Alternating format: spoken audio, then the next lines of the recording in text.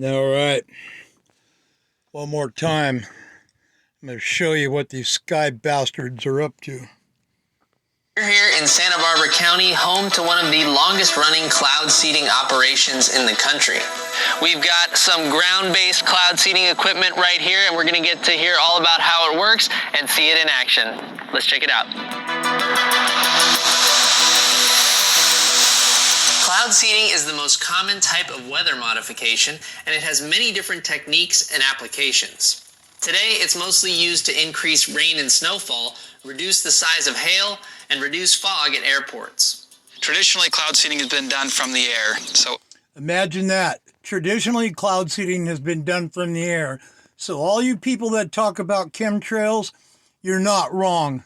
I've been saying this for the last, 15 years. I've lost 3 YouTube channels over this topic, but I'm going to try it once again. You'll see how that works.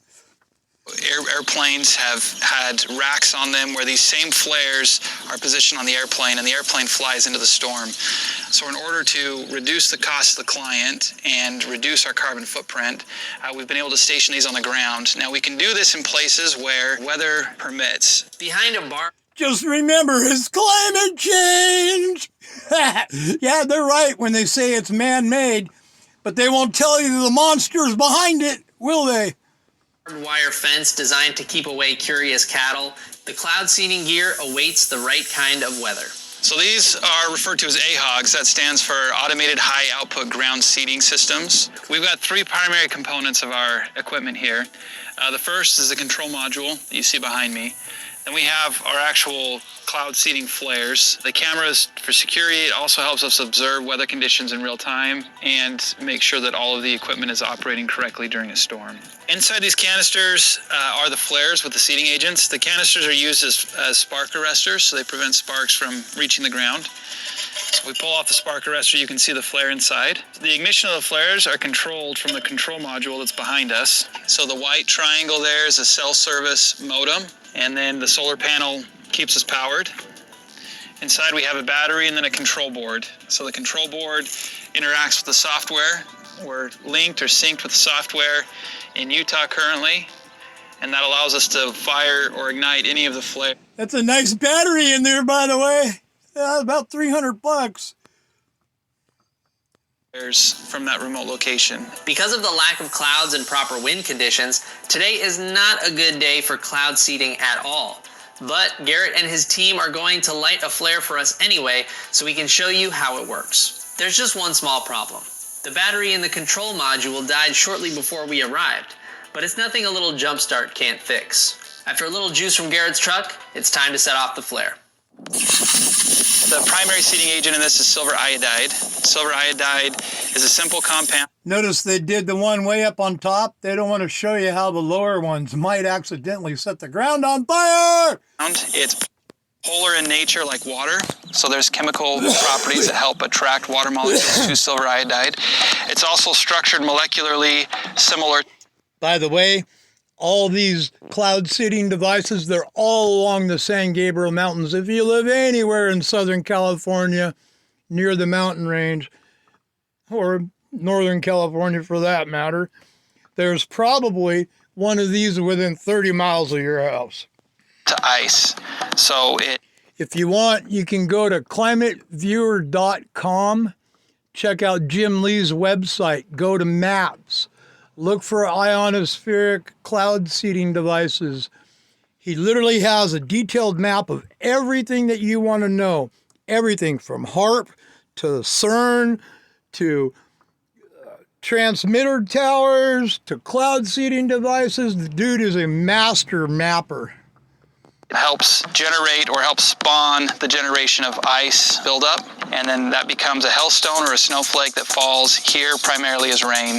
So one flare like this has billions and billions of potential sites for that water to congregate around. We'll launch them in sequences. We watch the radar to see when bands of the highest concentration of liquid water are passing above us in the clouds, and we try to target those high concentration pockets in the storm systems.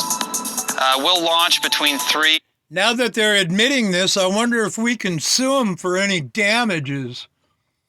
Because they can make mistakes too. And 20 flares for a typical storm.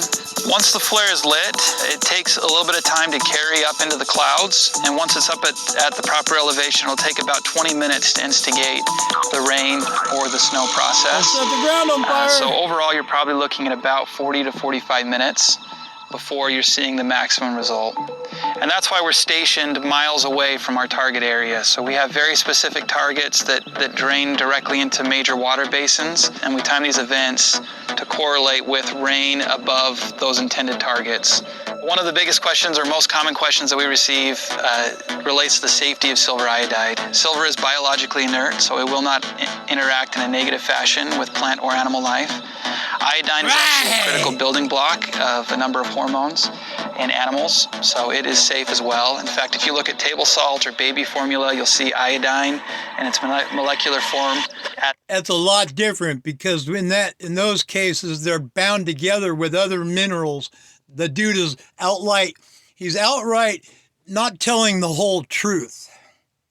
As an additive in those commonly consumed substances. But what about other potential adverse effects? Could cloud seeding affect communities outside the targeted areas? Sometimes there is a concern about robbing Peter to pay Paul. Yeah, it's called the butterfly effect. So are we benefiting California at the expense of Nevada?